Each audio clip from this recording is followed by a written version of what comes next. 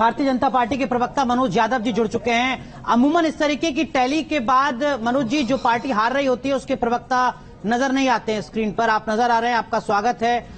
कहां गड़बड़ हो गई, कुछ आपको लगता है, कुछ शुरुआती वजह जो आपको नजर आती हो?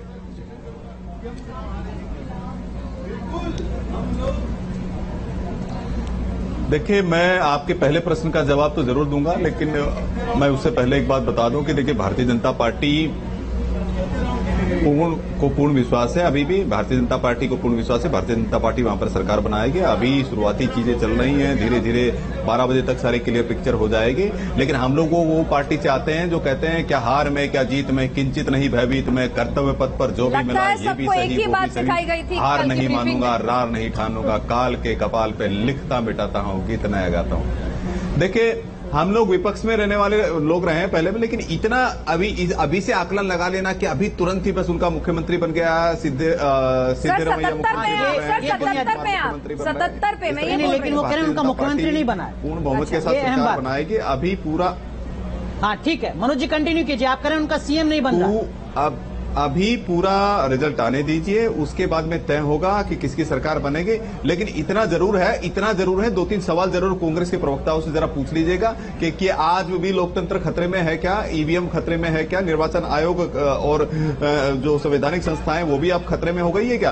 भारतीय जनता पार्टी इस तरह का ठीकरा नहीं फोड़ने वाली है। भारतीय जनता पार्टी अगर जो भी जनादेश आएगा उसको स्वीकार करेगी और स्वीकार करके समीक्षा करके आगे बढ़ने का काम करेगी। और वहां पर एक टेंडेंसी है, 37 सालों से कोई भी सरकार रिपीट नहीं हुई है, तो इसके लिए कोई वो नहीं है कि, और भारतीय जनता पार्टी आप तो नई परंपरा कायम करने की बात करते हैं, आप तो इतिहास बनाते हैं, आप तो वो पार्टी है। नहीं है, पर आप तो अपने भाषणों में आपकी पार्टी तो ये कहती थी ना कि आप तो नई परंपरा बनाते हैं, नई परिपाटी निश्चित रूप से बनाते हैं, क्यों नहीं बनाया हमने। और कांग्रेस के प्रवक्ता यहाँ पे मौजूद नहीं है, तो एक सवाल तो लगातार पूछ रहे हैं, बनाने का काम किया आपने। कांग्रेस के प्रवक्ता के 3 सवाल छोड़े, कांग्रेस के प्रवक्ता भी आपके लिए एक सवाल छोड़ के गए थे कि इस हार के लिए जिम्मेदार कौन?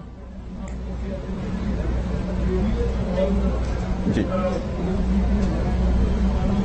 देखिए, भारतीय जनता पार्टी अभी हारी नहीं है, तो मैं अभी से ही बोल दूं कि नहीं, हार के जिम्मेदार ये है वो है। और अगर ऐसी स्थिति भी आती है तो हमारा संगठन सामूहिक रूप से काम करता है और सामूहिक निर्णय के तहत ही सब कुछ होता है और सबका सामूहिक दायित्व होता है। लेकिन विषय ये है कि अभी से आकलन लगा लेना कि नहीं, अभी तो हम लोग हार गए, अभी से समीक्षा करनी चाहिए, इस हार का जिम्मेदार कौन है। सर, उसी आकलन के आधार पर तो आप सवाल खड़ा कर रहे हैं ना कांग्रेस से कि ईवीएम ठीक है या नहीं है। उसी आकलन के आधार पर तो आप सवाल खड़ा कर रहे हैं कांग्रेस पार्टी से कि चुनाव आयोग निष्पक्ष है या नहीं है, तो उसी आकलन पर हम ये कह रहे हैं। सर, मैं आकलन इसलिए खड़ा कर रहा हूं, आपको पता होगा रणदीप सुरजेवाला ने कहा कि जो ईवीएम यूज हुई है वो अफ्रीका में इस तरह की ईवीएम यूज होती है, जबकि वहां पर ईवीएम यूज भी नहीं होती थी। और अभी मैं किसी प्रवक्ता को सुन रहा था कि किस तरह से ईवीएम का ठीकरा फोड़ने का थोड़ा प्रयास कर रहे थे वो। तो मैं इसीलिए पूछता हूं कि भाई आज लोकतंत्र खतरे में नहीं है क्या? भारतीय जनता पार्टी आरोप प्रत्यारोप की राजनीति नहीं करती है, भारतीय जनता पार्टी संवैधानिक संस्थाओं को तार करने की राजनीति नहीं करती है। भारतीय जनता पार्टी राजनीति कौन कैसी करता है जनता बहुत अच्छे से जानती है। राजनीति में शायद कोई नियम कायदे किसी के लिए नहीं होते हैं। आप अभी कह रहे हैं थोड़ा इंतजार और कीजिए। यहाँ पे एनके सिंह जी 76 पर हैं ये लोग आगे, चुनाव आयोग के आंकड़े भी क्लियर, 71 पर आगे। अभी हमारी टैली में चुनाव आयोग कह रहा है 71 सीटों पर बीजेपी और 110 सीटों पर कांग्रेस। हाँ, तो अगर एक जुमला है प्रयाज नेवर से डाई, इस स्पिरिट से, उस उत्साह से, तो बीजेपी इस समय उस उत्साह से कह रही है कि नहीं अभी आने दीजिए। अगर ये एक सवाल किया जाए प्रवक्ताओं से कि अच्छा चलिए छोड़ दिए, सामूहिक नेतृत्व है और ये मोदी जी की कोई गलती नहीं है, लेकिन वो जो मोहर लगा के और कहना था जय बजरंग बली, वो जो नारा दिया था कि जब मोहर लगाओ तो जय बजरंग बली बोलो, तो क्या लोगों ने मोहर लगाया लेकिन बजरंग बली नहीं बोला, या बजरंग बली ने आपका साथ नहीं दिया? मनोज यादव, जो एनके सिंह सर कह रहे हैं उसका मतलब ये कि गैर जरूरी मुद्दे को मुद्दा बनाने की कोशिश की और उसका खामियाजा शायद आप भुगत रहे हैं।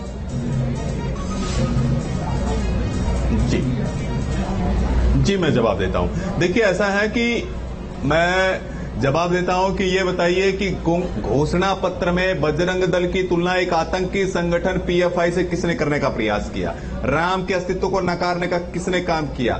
धर्म के आधार पर आरक्षण देने का, असंवैधानिक तरीके से आरक्षण देने का किसने काम किया? तो मैं पूछना चाहता हूं, पीएफआई के लोगों को 1750 लोगों के आसपास एक्टिविस्टों को छोड़ने का काम किसने किया? सिद्धरमैया सरकार ने किया। तो धर्म की राजनीति कौन करता है, तुष्टीकरण की राजनीति कौन करता है, ये पूरा देश जानता है। ये पार्टी ये पार्टी मुसलमानों की पार्टी है, देश के संसाधनों पर पहला अधिकार मुसलमानों का, अल्पसंख्यकों का। ये कौन कहता है? कांग्रेस पार्टी कहती है। हम सबका साथ सबका विकास लेकर के चलते हैं। हम अपने ट्रैक रिकॉर्ड की बात करते हैं तो डबल इंजन की सरकार ने क्या मेहरबानी क्यों तो हाई लेवल का जो नतीजों का दिन है, लिंगायत सड़कों पर उतरे थे, अपने प्रदर्शन किया, और जब आरक्षण देने की बात आई तो दोनों को दो बांट दिया, नाराज हो गए वो लोग।